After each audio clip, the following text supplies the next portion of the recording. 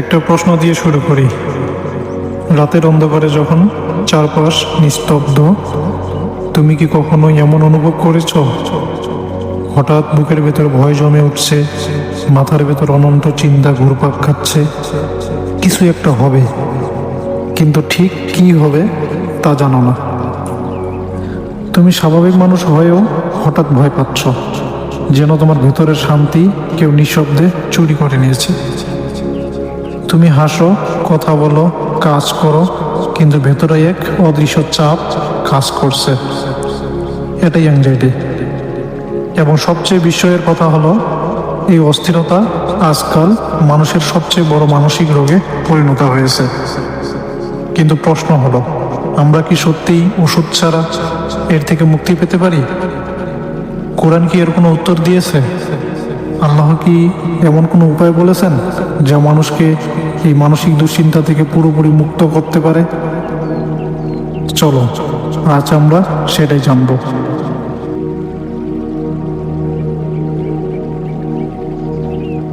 Anxiety আসলে কি, বিজ্ঞান ও বাস্তবতার আলোকে।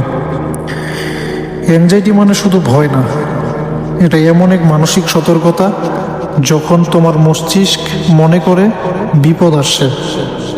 তোমার দেহ তখন অ্যাড্রেনালিন নামের একটি হরমোন নিঃসরণ করে, যা তোমার শরীরকে বলে তুমি হয় লড়ো নয় পালাও, যাকে বলে ফাইট অ্যান্ড ফ্লাইট মোড। কিন্তু সমস্যা হয় তখন যখন বিপদ আসলেই নেই, তবুও মস্তিষ্ক তা কল্পনা করে। তখন আমরা অনুভব করি অকারণ ভয়, নিদ্রাহীনতা, বুকে চাপ, মাথা ভারী হয়ে থাকা, মন খারাপ, আত্মবিশ্বাস হারানো। এই অবস্থায় মানুষ ভাবে আমার জীবন শেষ, আমি কখনো ভালো হব না। এগুলো মনস্তাত্ত্বিক মায়া, কিন্তু শরীরের উপর বাস্তব প্রভাব ফেলে।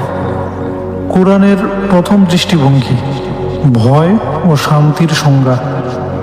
আল্লাহ কোরআনে বলেছেন, যারা ঈমান এনেছে এবং যাদের অন্তর আল্লাহর স্মরণে প্রশান্তি লাভ করে, জেনে রাখো আল্লাহর স্মরণেই অন্তর প্রশান্তি পায়।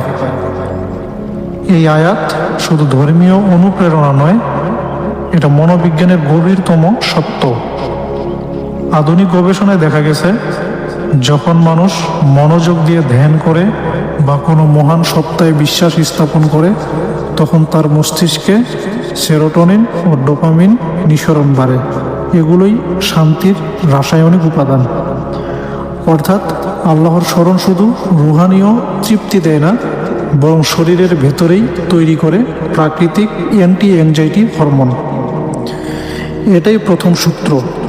ওষুধের প্রয়োজন তখনই হয় যখন আত্মা ও মন দুই দিকেই সংযোগ হারায়। কোরআন সেই সংযোগ ফিরিয়ে আনে। নবীদের জীবনেও ছিল ভয়, চাপ এবং হতাশা। আমরা ভাবি অ্যাংজাইটি শুধু দুর্বল মানুষের হয়, কিন্তু কোরআন বলছে এমনকি আল্লাহর প্রিয় নবীরাও ভয়ের মুখোমুখি হয়েছিলেন। নবী মুসা আলাইহিসসালাম যখন ফেরাউন তাকে হত্যা করতে চায়, কোরআন বলছে তখন মুসা ভীত হলো, কারণ সে আশঙ্কা করেছিল। দেখো, ভয় একটা প্রাকৃতিক অনুভূতি। মুসা আলাইহিসসালাম ভয় পেয়েছিলেন, কিন্তু তিনি পালিয়ে যাননি, বরং আল্লাহর দিকে ফিরেছিলেন। সেই মুহূর্তে আল্লাহ তাকে বলেন, ভয় করো না, আমি তোমার সঙ্গে আছি, আমি শুনি ও দেখি। এটাই সেই মানসিক আশ্বাস যা আধুনিক থেরাপিও দিতে পারে না। নবী ইউনুস আলাইহিসসালাম যখন তিনি মাছের পেটের ভেতরে বন্দী, তখন তিনি পৃথিবীর সবচেয়ে ভয়াবহ অ্যাংজাইটি অ্যাটাক এর মধ্যে ছিলেন। অন্ধকার, একাকিত্ব, মৃত্যু ভয় সব একসাথে। কিন্তু তিনি কি করলেন? তিনি ওষুধ নেননি, তিনি কাউন্সিলর খুঁজেন নাই। তিনি বলেছিলেন একটি মাত্র দোয়া, লা ইলাহা ইল্লা আনতা সুবহানাকা ইন্নী কুনতু মিনাজ জালিমিন। অর্থাৎ, হে আল্লাহ, তোমার ছাড়া আর কোনো উপাস্য নেই, তুমি পবিত্র, নিশ্চয়ই আমি নিজেই অন্যায় করেছি। এই একটি লাইনেই রয়েছে পূর্ণ রিকভারি ফর্মুলা, কারণ এই দোয়ায় আছে তিনটি ধাপ। এক, নিজের অসহায়ত্ব স্বীকার, দুই, আল্লাহর ক্ষমতা স্বীকৃতি, তিন, আত্মসমর্পণ। যে মুহূর্তে তিনি এটা বললেন, আল্লাহ তাকে মুক্তি দিলেন। এটা কোনো অলৌকিক গল্প না, এটা সেলফ সারেন্ডার থেরাপি, এর কুরআনিক নাম। নবী মুহাম্মদ সাল্লাল্লাহু আলাইহি ওয়াসাল্লাম যখন তিনি মক্কার অত্যাচার, পরিত্যাগ ও একাকিত্বের ভেতর দিয়ে যাচ্ছিলেন, তখন তার হৃদয়ে দুঃখ জমে উঠছিল। আল্লাহ তাকে বললেন, তুমি কি দেখনি তোমার প্রতিপালক তোমাকে অনাথ অবস্থায় পেয়েছিলেন, অতঃপর আশ্রয় দিয়েছিলেন? এই আয়াতে মূলত এক ইমোশনাল রিফার্মিং করছেন। তুমি দুঃখে আছো, মনে করো আমি কিভাবে তোমাকে সাহায্য করেছি। এই স্মৃতি তোমার ভয় দূর করবে। আজকের মনোবিজ্ঞানে এটাকে বলা হয় কগনিটিভ বিহেভিয়ারাল রিফার্মিং, অর্থাৎ সিবিআর। অর্থাৎ অতীতের ভালো ঘটনার স্মরণ এনজাইটি কমায়। কোরআন এই মনস্তত্ত্ব 1400 বছর আগে জানিয়ে দিয়েছে। নাস্তিকদের যুক্তি, ধর্ম দিয়ে অ্যাংজাইটি সরানো সম্ভব নয়। সত্যিই কি? নাস্তিক চিন্তাধারা বলা হয় অ্যাংজাইটি আসে মস্তিষ্কের রাসায়নিক ভারসাম্যহীনতা থেকে। তাহলে ধর্ম বা কুরআন কিভাবে রাসায়নিক ঠিক করবে? এই যুক্তি সত্য নয়, বরং ভ্রান্ত। হ্যাঁ, মস্তিষ্কে রাসায়নিক পরিবর্তন হয়, কিন্তু প্রশ্ন হলো সে রাসায়নিক কে নিয়ন্ত্রণ করে? যখন তুমি ভয় পাও, তোমার মস্তিষ্কে কর্টিসল বেড়ে যায়, কিন্তু যখন তুমি শান্ত মনে সালাত পড়ো বা সিজদায় যাও, তখন কর্টিসল কমে আর সেরোটোনিন বাড়ে। এটা প্রমাণিত নিউরোকেমিক্যাল ফ্যাক্ট। অর্থাৎ ধর্ম শুধু চিন্তার নয়, শারীরিক আরোগ্যেরও পথ তৈরি করে। এখানে কোরআনের শ্রেষ্ঠত্ব। আল্লাহ বলেন, আমি কোরআনে এমন বিষয় নাজিল করেছি যা মুমিনদের জন্য আরোগ্য ও রহমত। এখানে আরোগ্য মানে কেবল শারীরিক রোগ নয়, বরং মানসিক ব্যাধি থেকেও মুক্তি।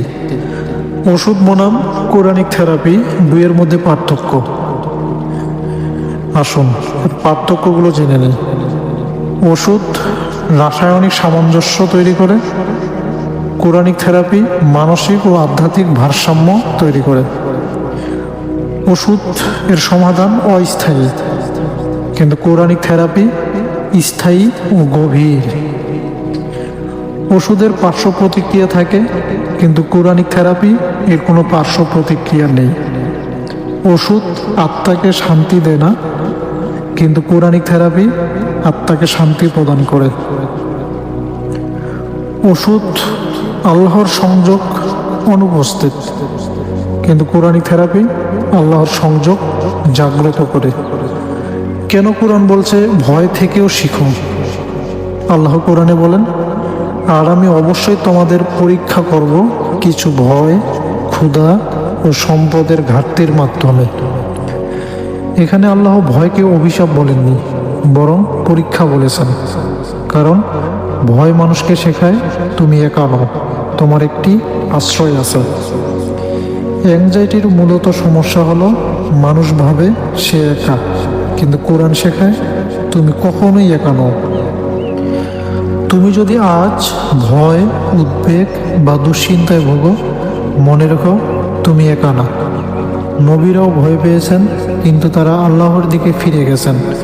যখন মন বলে আমি পারবো না, তখন কোরআন বলে নিশ্চয়ই কষ্টের সাথেই আছে স্বস্তি। এই আয়াত শুধু সান্ত্বনা নয়, এটা বৈজ্ঞানিক বাস্তবতা। তোমার মস্তিষ্ক জানে ভয় চিরস্থায়ী নয়। অ্যাংজাইটি সমস্যা থেকে বিনা ওষুধে কিভাবে রিকভার করা যায়, এর প্রথম পর্ব আজকে এখানে শেষ করছি। পরবর্তী পর্বে থাকবে কিভাবে তাওয়াক্কুল অ্যাংজাইটির মূলকে ভেঙে দেয়, Islamic step by step therapy এবং নাস্তিক যুক্তির বিপরীতে বিশ্বাসের লজিক্যালি বিজয়, এবং থাকবে সম্পূর্ণ রিকভারি গাইড ও কোরআনিক থেরাপি পদ্ধতি। সে পর্যন্ত ভালো থাকুন, সুস্থ থাকুন।